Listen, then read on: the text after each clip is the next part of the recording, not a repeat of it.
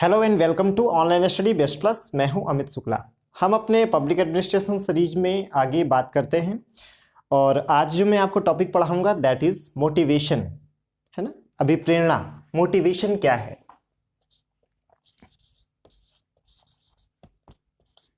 Motivation that is अभिप्रेरणा। हम इसे ना केवल थ्योरेटिकल पॉइंट ऑफ व्यू से बल्कि इस पॉइंट ऑफ व्यू से भी समझने का प्रयास करें कि आखिर हमें कोई चीज़ मोटिवेट करती है तो क्यों करती है, कौन सी चीज़ें हमें मोटिवेट करती हैं, क्यों ऐसा होता है कि जो चीज़ आज हमें मोटिवेट कर रही है वही चीज़ कल हमें मोटिवेट करना बंद कर देती है। और उसमें जो इस्टेब्लिश्ड प्रिंसिपल हैं that is hierarchy of needs theory by Abraham Maslow and bi-component theory of motivation by Frederick Herzberg। तो हम लोग अब्राहम मास्लो और हर्सबर्ग की जो थ्योरी है that is hierarchy of needs and by-component theory उनको पढ़ेंगे, राइट। तो सबसे पहले जो मुझे ये आपको बताना है कि जब मैं ये वीडियो बना रहा हूँ या इस वीडियो को पढ़ के आप सुन के आप जो नोट्स बनाएंगे तो नोट्स बनाते समय ये हमेशा ध्यान रखें कि आपका नोट्स मेकिंग स्टाइल ही आंसर राइटिंग फॉर्मेट में होना चाहिए ताकि आप हमेशा यूज्ड टू रहें। ऐसा ना करें कि आप न्यूज़पेपर के एडिटोरियल की तरह आप अपना नोट्स बनाएं फिर आप आंसर राइटिंग करें, तो इससे आपको उस नए रिदम में ढलने में समय लगता है। तो हमेशा ध्यान रखें नोट्स मेकिंग प्रोसेस आपका आंसर राइटिंग फॉर्मेट में होगा। तो आप ये समझो कि जब आंसर राइटिंग लिख रहे हो तो ब्रशअप कर रहे हो चीज़ों को, ऑलरेडी आप उस फॉर्मेट में ढल चुके हो, राइट। तो जैसे आप आंसर लिखते हो तो उसमें पहला तरीका क्या होता है कि जब भी कोई टॉपिक पे सवाल पूछा जाता है तो हमें पहले उसकी एक डेफिनेशन देनी होती है, देन उसको मैथमेटिकल फॉर्म में या किसी एक अट्रैक्टिव फॉर्म में उसे एक्सप्लेन करना होता है ताकि एग्जामिनर आसानी से उसे समझ सके। देन जो इस्टेब्लिश्ड मॉडल है या जिस सेंस में क्वेश्चन पूछा गया वो हमें बताना होता है। तो मेरे वीडियो में जो मैं पढ़ाऊंगा उसका यही तरीका रहेगा। So what is motivation, right. क्या अभिप्रेरणा क्या है। सो डेफिनेशन में क्या लिखोगे, 3 से 4 लाइन से ज़्यादा की नहीं होनी चाहिए। This is an internal drive और force which influence our behaviour to realize a particular goal so that we can realize the maximum satisfaction or so that we can get the maximum satisfaction। ये वह आंतरिक बल है जो हमारे व्यवहार को इस तरह प्रभावित करता है ताकि हम किसी उद्देश्य की पूर्ति कर सकें और जिससे हमें अधिकतम संतुष्टि हो, राइट। तो क्या है definition, inner drive which influence our behavior,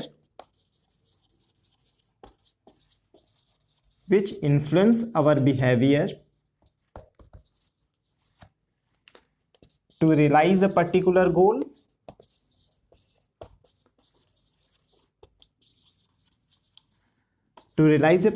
goal so as to get maximum satisfaction। तो हमें ध्यान क्या रखना है कि ये वह आंतरिक बल है जो हमारे व्यवहार को इस तरह प्रभावित करता है ताकि हम अपने उद्देश्य की पूर्ति कर सके और उससे क्या हो, हमें अधिकतम संतुष्टि की प्राप्ति हो। तो ध्यान रखना है कि जो चीज़ें हमें मोटिवेट कर रही हैं वो किस लिए मोटिवेट कर रही हैं, क्योंकि हमें ऐसा लगता है कि वो चीज़ें अचीव कर लेने के बाद हम संतुष्ट हो जाएंगे, सेटिस्फाई हो जाएंगे। तो कौन सी चीज़ें मोटिवेट करेंगी, तो वो आवश्यकताएं जो अधूरी हैं। तो unfulfilled desires or needs are the factors which influence our behavior or which motivates us। तो हमें मोटिवेट क्या करता है, हमें वो ध्यान रखना है। unsatisfied needs motivates us। जो हमारी असंतुष्ट इच्छाएं होती हैं या वो इच्छाएं जिनकी पूर्ति नहीं हो सकी है वही हमें क्या करती हैं, मोटिवेट करती हैं। सो ये तो आपने डेफिनेशन दे दिया, अब इसको कैसे आप बहुत कम शब्दों में एक्सप्लेन कर सकते हो। So it can be explained as following, it can be explained as following. कैसे हम कर सकते हैं कि पहले आपको किसी चीज की नीड होगी, राइट। पहले आपको क्या होगी, किसी चीज की नीड होगी। जब वो रियलाइज नहीं होगी, उसकी इंटेंसिटी बढ़ जाएगी, तो वही नीड आपकी वांट में कन्वर्ट हो जाएगी, राइट। जब वो जो वांटेड है वो आपको नहीं मिलेगा, इससे आपको टेंशन होगा। नीड अगर फुलफिल नहीं हुई तो किस में कन्वर्ट हो जाएगी, वांट, और वांट अगर कंप्लीट नहीं हुआ तो इससे क्या हो जाएगा, टेंशन। जब आपको टेंशन होगा तो आपका जो बिहेवियर है वो क्या हो जाएगा, इन्फ्लुएंस हो जाएगा, बिहेवियर अफेक्टेड। जब आपका बिहेवियर अफेक्टेड होगा तो आप क्या करोगे, कोई ना कोई एक्शन लोगे। जब आप एक्शन लोगे तो क्या होगा, रियलाइजेशन ऑफ गोल होगा, रियलाइजेशन ऑफ गोल। और जब आपको उद्देश्य आपका प्राप्त होगा तो आपका अल्टीमेट एम क्या था, मैक्सिमम सेटिस्फैक्शन, मैक्सिमम सेटिस्फैक्शन। और इस अपने सेटिस्फैक्शन के आधार पे आप फीडबैक बनाएंगे जो आगे आपके काम आएगी। So this is how we can explain the motivation in the flow chart manner. हमेशा ध्यान रखें, डेफिनेशन देने के बाद अगर आप फ्लो चार्ट मैनर में उसे एक्सप्लेन कर देते हैं तो आपका जो आंसर होता है वो बहुत अट्रैक्टिव हो जाता है। तो क्या है motivation, those needs which have not been realized so far, those needs motivate us।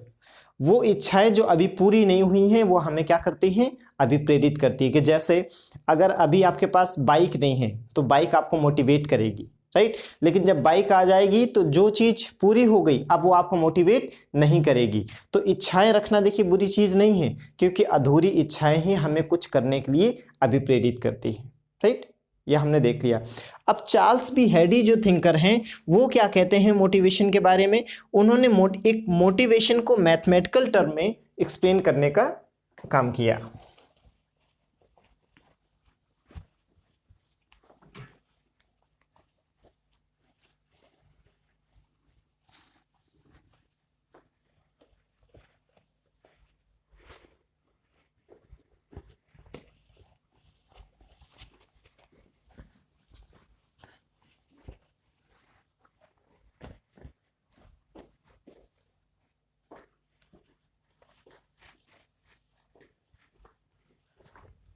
ठीक है, तो जो चार्ल्स बी हैडी हैं उन्होंने मोटिवेशन के लिए एक मोटिवेशन कैलकुलस प्रेजेंट किया, दैट इज मोटिवेशन कैलकुलस। क्या है मोटिवेशन कैलकुलस? मोटिवेशन कैलकुलस कहता है कि motivation is the function of intensity, aspiration and mode of achievement. अगर इन तीन में से कोई भी एक चीज जीरो होगी तो आपको मोटिवेशन हो ही नहीं सकता है। तो मोटिवेशन होने के लिए क्या जरूरी है? मोटिवेशन होने के लिए ये जरूरी है कि आप में उस चीज की क्या होनी चाहिए, आप एस्पायर करने चाहिए, इच्छा होनी चाहिए, एस्पिरेशन होना चाहिए। और एस्पिरेशन ऐसा नहीं कि हाँ ठीक है मिल गई तो भी ठीक है, नहीं मिली तब भी ठीक है, उसकी इंटेंसिटी बहुत हाई होनी चाहिए। जब कोई चीज आपके लिए बहुत ज्यादा जरूरी हो जाती है देन आपका बिहेवियर अफेक्ट होता है। अगर वो ऐसा है कि मिल गई तो ठीक, नहीं मिली तब भी चलेगा, वो चीज़ मोटिवेट नहीं कर सकती। इसको हम दूसरे तरह से कह सकते हैं, किसी चीज़ को पाने के लिए आपके पास एक वजह होनी चाहिए।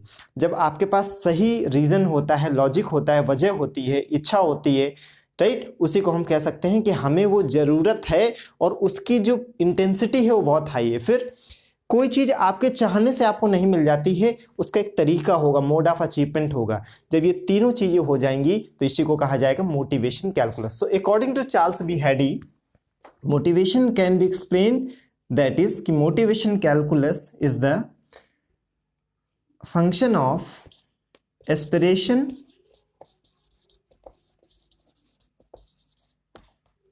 Into intensity into mode of achievement, mode of achievement। अगर इसमें से कुछ भी जीरो हो गया तो मोटिवेशन क्या हो जाएगा? जीरो हो जाएगा। तो क्या क्या होना चाहिए? आप में इच्छा होनी चाहिए, और इच्छा की जो इंटेंसिटी है वो बहुत हाई होनी चाहिए और उसको प्राप्त करने का आपके पास एक माध्यम होना चाहिए। तो this is how we can explain the motivation calculus. So एक आपका डायग्राम ये हो जाएगा, राइट, एक आपका डायग्राम ये हो जाएगा। इसको आप ना अगर आपको लगे कि जो मैंने डेफिनेशन लिख दिया है वहां पे अब ये लिखने की जरूरत नहीं है तो आप इसे ऐसे लिख सकते हो। समय कम हो तो आप कैसे लिख सकते हो, motivation calculus is the function of A into I into MOA। तो हमेशा आप जब नोट्स बनाएं तो इस चीज को ध्यान में रखें कि मैं मेंस के आंसर राइटिंग के पॉइंट ऑफ व्यू से बना रहा हूं। तो हमने अभी तक क्या देखा, हमने अभी तक ये देखा कि हमने डेफिनेशन देख ली, फिर हमने उसको अगर हमें फ्लो चार्ट के वे में एक्सप्लेन करना होगा तो वो हमने देख लिया, राइट। फिर चार्ल्स बी हैडी का मोटिवेशन कैलकुलस क्या है वो हमने देख लिया। कई बार वो थिंकर का नाम लेके क्वेश्चन पूछ लेता है तो हमें एग्जैक्टली पता होना चाहिए। और वैसे भी ऑप्शनल में जब आप कोई चीज़ बताते हैं, अगर आप कोट कर देते हैं कि किसने कहा है तो एग्जामिनर को ये जरूर लगता है कि आपने थोड़ा डीप में स्टडी किया है, ऑप्शनल को ऑप्शनल की तरह पढ़ा है, जनरल स्टडीज़ की तरह नहीं पढ़ा है, राइट। अब हम लोग क्या करते हैं कि जो इस्टेब्लिश्ड थ्योरी है मोटिवेशन की उसको देख लेते हैं। उसमें से अब्राहम मास्लो की थ्योरी बहुत पॉपुलर है, राइट। केवल ऑप्शनल वाले बच्चे ही नहीं बल्कि जो सोशियोलॉजी पढ़ते हैं, मैनेजमेंट पढ़ते हैं, कॉमर्स पढ़ते हैं, वो भी इस थ्योरी को पढ़ते हैं, राइट। इवन इंजीनियरिंग में भी ये सिलेबस में आपको कहीं ना कहीं मिल जाएगा, ठीक। तो बहुत इंपॉर्टेंट है अब्राहम मास्लो मोटिवेशनल थ्योरी, ठीक। देखें क्या है।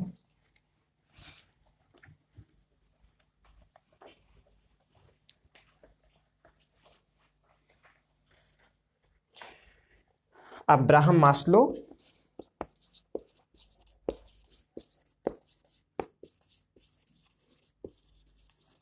इस थ्योरी का नाम क्या है, hierarchy of need, hierarchy of needs, आवश्यकताओं का पद सोपान, ठीक। इसमें ये क्या कहते हैं कि जो नीड होती है वो बेसिकली 5 तरह की होती है। क्या कहते हैं अब्राहम मास्लो की जो नीड होती है वो बेसिकली 5 तरह की होती है। There are 5 kinds of needs. तो पहली जो नीड है इसे हम लोग बोलते हैं फिजिकल नीड्स। क्या बोलते हैं इसे, फिजिकल नीड्स। जो दूसरी टाइप की नीड है दैट इज सिक्योरिटी नीड्स। दूसरी जो हमारी नीड है उसे हम लोग बोलते हैं सिक्योरिटी नीड्स। तीसरा हो गया सोशल नीड्स, सोशल नीड्स। चौथा हो गया स्टीम नीड्स, इसे कई बार रिस्पेक्ट नीड्स भी कहा जाता है, स्टीम नीड्स। और जो सबसे लास्ट है सेल्फ एक्चुअलाइजेशन, सेल्फ एक्चुअलाइजेशन।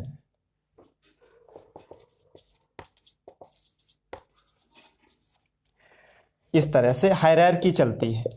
क्या कहते हैं अब्राहम मास्लो कि व्यक्ति सबसे पहले जो इच्छा उसे प्रभावित करती है वो है क्या, फिजिकल नीड्स। फिजिकल नीड्स में क्या हो गया, भूख है, प्यास है, नींद है, कि जब इस तरह की जरूरतें आपकी पूरी हो जाएंगी तभी कोई दूसरी चीज आपको मोटिवेट करेगी। जैसे अगर आप भूखे हैं फिर उसमें से आपको कुछ भी मनोरंजन, एक संगीत बजाया जाए, कुछ भी आपको चुटकुला सुनाया जाए, मूवी दिखाई जाए, अच्छी अच्छी बातें बताई जाए, कुछ काम नहीं करेगा। क्यों, क्योंकि अभी आपकी फिजिकल नीड्स पूरी नहीं है। सो पहली नीड कौन सी नीड होती है, फिजिकल नीड्स होती हैं, जिसमें आपका भूख, प्यास, नींद ये आ जाता है। जब ये आपकी पूरी होंगी तभी आप दूसरी नीड के बारे में सोचेंगे। चलिए आपकी फिजिकल नीड्स पूरी हो गई, देन आपको सिक्योरिटी कंसर्न होता है कि ठीक है आज का तो खाना हो गया, कल का कैसे होगा, आज तो मैंने पैसे कमा लिए, ये मेरी जॉब कल रहेगी कि नहीं रहेगी, जो मैंने प्रॉपर्टी मेहनत करके आज कमाई है वो कल सेफ है कि नहीं है। तो इस तरह की नीड आपको कब होंगी, जब आपकी फिजिकल नीड्स पूरी हो जाएंगी, then security needs. Then social needs,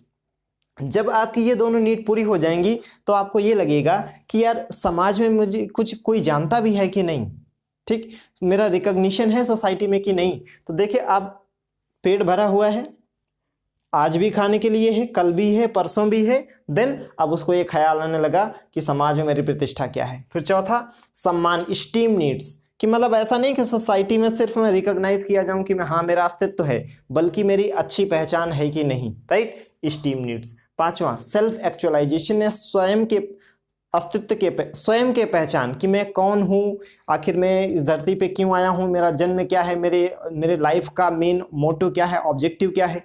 this is self actualization needs, right. तो वो क्या कह रहे हैं कि नीड्स की हायरार्की होती है कि पहले फिजिकल नीड्स होती है, फिर सिक्योरिटी नीड्स, फिर सोशल नीड्स, फिर स्टीम नीड्स, फिर क्या, सेल्फ एक्चुअलाइजेशन नीड। यानी आप ये कह सकते हो कि एक तरह की ये सीढ़ी है।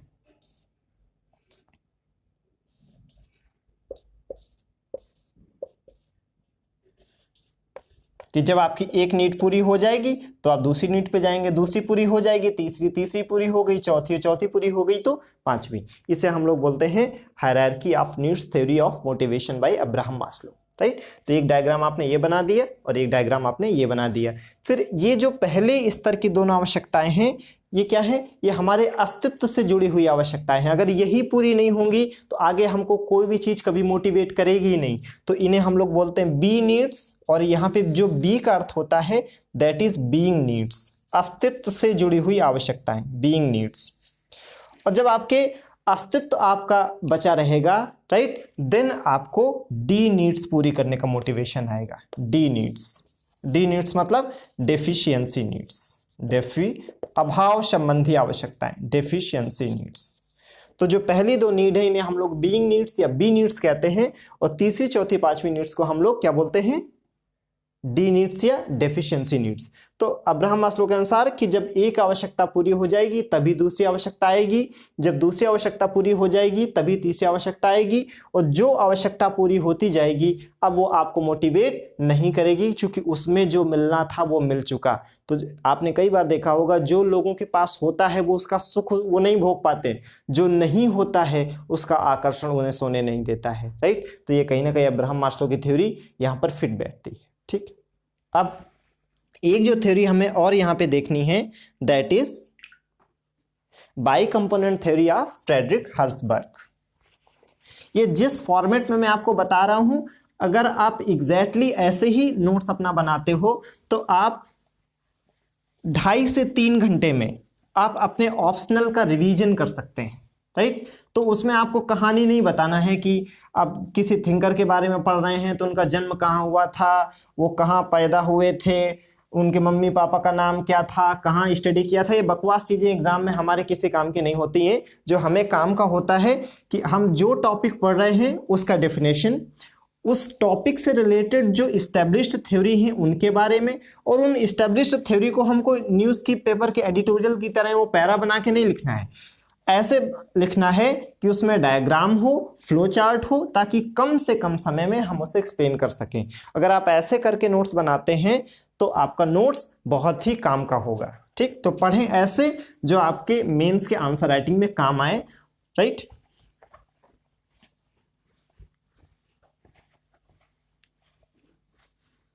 ठीक, तो अब हम लोग देखते हैं bi component theory of Frederick Herzberg. क्या है बाई कंपोनेंट थ्योरी, देखें।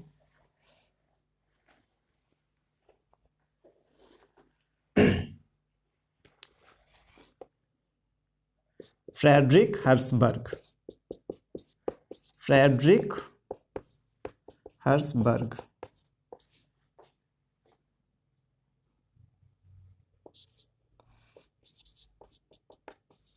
इनकी थ्योरी का जो नाम है उसे हम लोग बोलते हैं बाई कंपोनेंट थ्योरी, द्विघटक सिद्धांत। ये द्विघटक सिद्धांत क्या कहता है कि किसी ऑर्गेनाइजेशन में 2 तरह के फैक्टर होते हैं जो एम्प्लॉइज को ऑर्गेनाइजेशन में रखते हैं। एक वो फैक्टर होते हैं जो बेयर मिनिमम नीड्स हैं कि अगर वो भी पूरी नहीं होंगी तो वो एम्प्लॉय और उस ऑर्गेनाइजेशन में रुकेगा ही नहीं, कल का ही कल छोड़ के चला जाएगा। उन्हें हम बोलते हैं हाइजीन फैक्टर, राइट। और कुछ ऐसे आवश्यकताएं होती हैं, फैक्टर्स होते हैं जो उस कंपनी में जब एम्प्लॉय अपनी ग्रोथ देखता है, अपना फ्यूचर देखता है, राइट, तो उनको बोलते हैं इंडीशमेंट फैक्टर। तो किसी भी एम्प्लॉय को ऑर्गेनाइजेशन में बनाए रखने के लिए आपको हमेशा 2 तरह की आवश्यकताएं होती हैं। तो अगर आप कोई छोटी सी शॉप भी चलाते हैं या छोटी सी कंपनी भी चलाते हैं तो आपको ये जानना बहुत जरूरी है कि हमारे एम्प्लॉयज़ की ज़रूरतें क्या हैं। अभी हम लोग ने जब लीडरशिप मैंने अभी देखा, तो आप पिछले वीडियो में मैंने लीडरशिप पढ़ाया है तो आप देखिएगा वहां पे कि मैंने क्या बताया था कि अगर कोई लीडर ऐसा है जो ज़्यादा से ज़्यादा केवल प्रोडक्शन पे फोकस कर रहा है और वर्कर की सेटिस्फैक्शन के लेवल पे काम नहीं कर रहा है, तो अच्छा लीडर नहीं होगा। अच्छा लीडर वो होगा जो ज़्यादा से ज़्यादा वर्कर के सेटिस्फैक्शन के लेवल को भी मीट करा ले और प्रोडक्शन भी ज़्यादा से ज़्यादा करा ले, राइट। तो आपको ये ध्यान रखना पड़ेगा कि वो कौन से फैक्टर होते हैं जो आपके ऑर्गेनाइजेशन में एम्प्लॉयज़ को बनाए रखते हैं, राइट। देखिए, तो उन फैक्टर्स को हम दो कैटेगरी में ऐसे ब्रेक कर सकते हैं। मैं इसको थोड़ा पेज से रफ कर दूं ताकि आप समझ पाएं।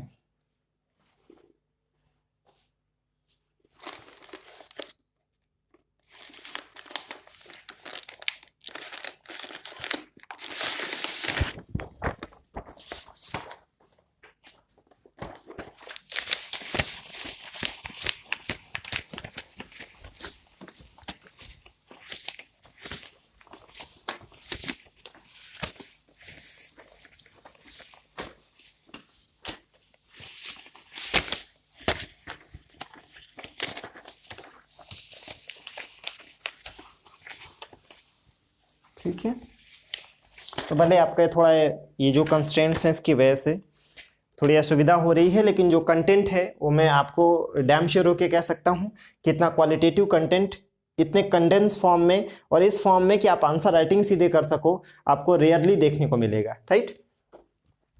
तो हम लोग पढ़ रहे हैं bi component theory of Frederick Herzberg. Bi component theory of Frederick Herzberg.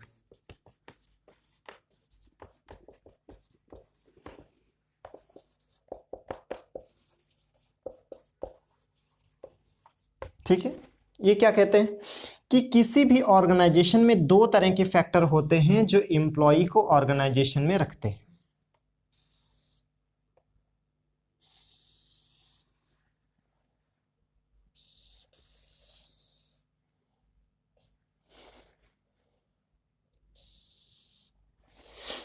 तो देखिए, यहां पे हम लोग लिखते हैं सफिशिएंट,